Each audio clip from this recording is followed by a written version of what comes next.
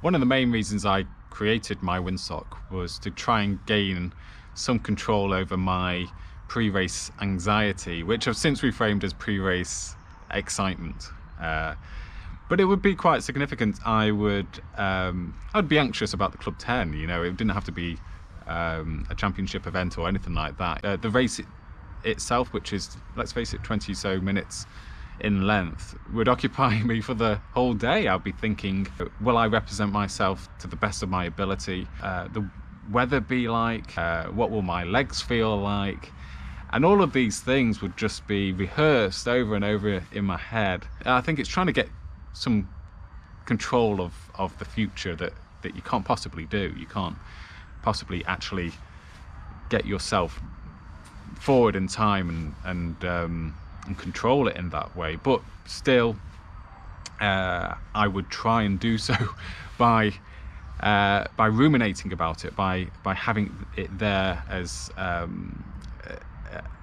rehearsal, you know, in order to make I guess gain some control over that uncertainty. My windsock was a way that I could do that. I could jump ahead of time, if you like, by looking at the forecast for the weather, and I could see on the course map with the wind lines just where the headwinds were going to be.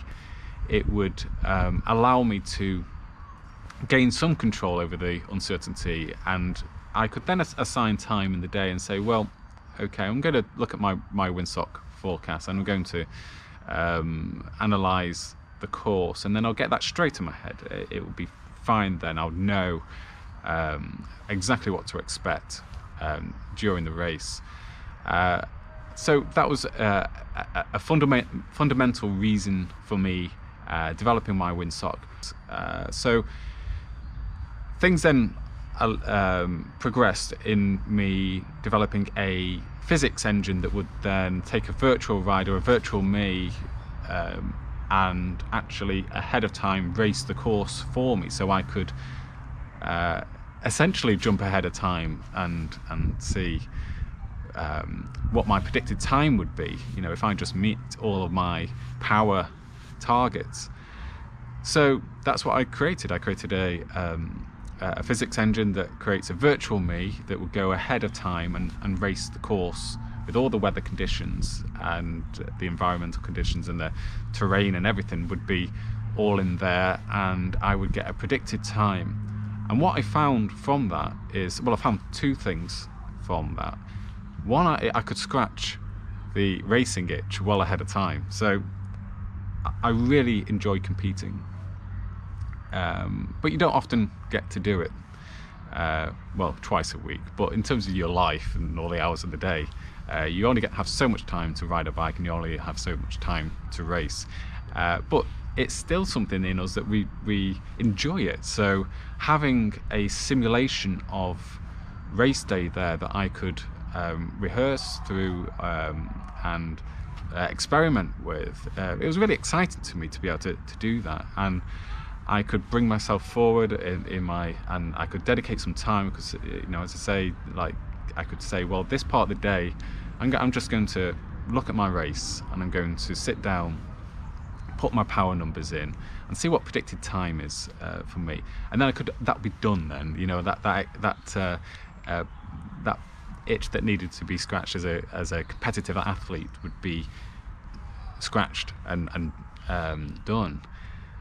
So that was one reason for, you know, one advantage of having my windsock. But the second advantage there was, you know, aside from, you know, scratching that a bit of slightly obsessiveness about, not slightly, about competing, was also having some goals that were for the race, that were based upon some facts of the day. So the weather conditions, you know, if you're going into a race and you're expecting to PB, but the weather conditions are really bad, you know, invisible weather conditions. So we all know that the headwind will slow us down, but the air density is as big a factor in how fast you're going to go as well. So if you have a simulation that has all of these elements factored in, then you can have an expectation which is realistic. Your performance, you know, how hard you pedal on the bike, that will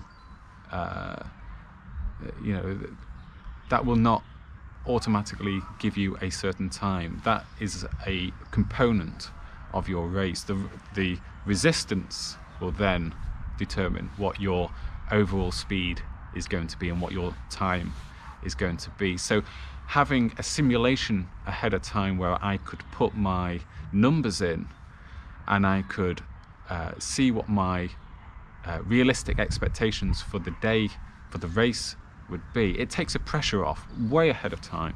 So I can go in and I can prepare for a race and think, well, it's not a PB day. I just want to, you know, do my best. I want to come away from this race and feel like, when I was asking myself, you know, when the question was asked during the race of can I keep going, I did. You know, you know, that desire to slow, I met it. I didn't crumble. I didn't allow that to take over. I could control that. Coming away feeling that you did that, that you got the best out of yourself on the day, is an amazing feeling. When you separate that from what the time actually was, and you can see that in context of what was realistic, then the enjoyment of competing and racing, well, for me, it became so much more, and I could relax far more ahead of races.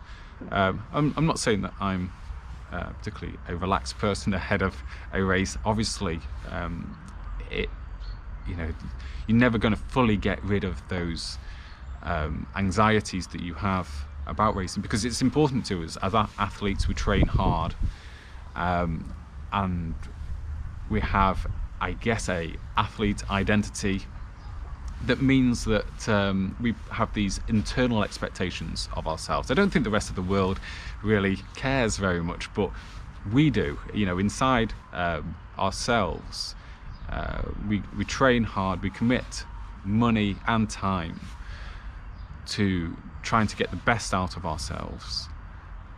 And therefore, when it comes to the day and we're actually saying, well, this is me, this is all I've got, and you're saying that to yourself, you know, the rest, as I say, the rest of the world, they don't really care, do they? But you're saying to yourself, this is where I stack up against everybody else.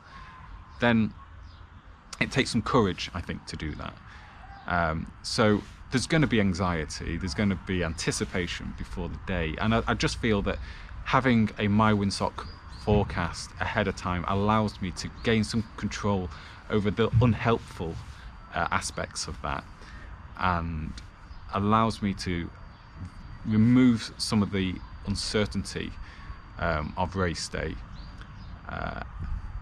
and really that's the main benefit that I've had out of My Windsock.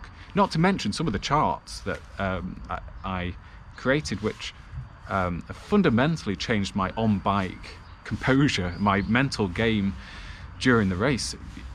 The average speed, the rolling average speed chart, for example, that was a major thing, certainly last season, because in a, you know, the rolling average speed chart shows the average speed that you would expect to see on your computer screen throughout the race. And what I used to do you know, right before My Windsock, was I'd set off and I'd look down at my average speed, and it obviously at that point it would be nowhere near the average speed that I'd need at the end of the race.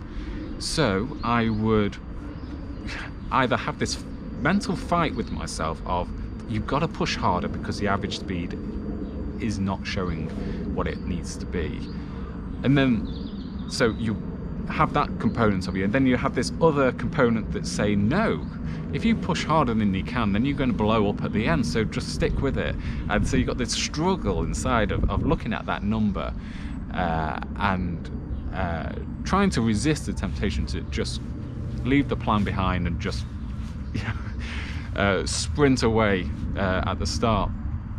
But having the average speed, the rolling average speed chart, really shows you the progression of your average speed, and therefore I can leave the start and I can have a slow outleg into the headwind, and the pressure would not be there. I would already know well ahead of time that my average speed is going to be lower than what I can expect it to be, and it's all part of the plan, and it's all line, you know, I know that by the turn that my average speed is going to be X, and it's fine, you know.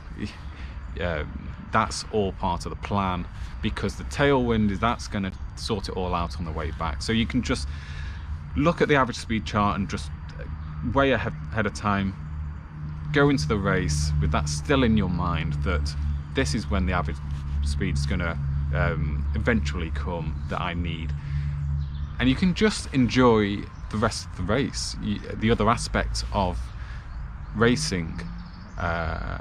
And there's many aspects of racing that I really enjoy, of just being on the edge of, you know, that it's you're feeling like it's really uncomfortable, but you're kind of in a comfortable space, and that's really what I thrive on during races, is that edge. And really my windsock has been something that has allowed me to enjoy that part of it, just remove the negative parts of racing, the uncertainty part. Obviously uncertainties happen, mechanicals and that sort of thing, you can't ever predict those, but certainly the things that we can, if we can try to remove those uncertainties out the way, then I just feel that the enjoyment of racing, and then ultimately if you enjoy it, you'll go faster, and yeah, that's really what my windsock has been all about for me.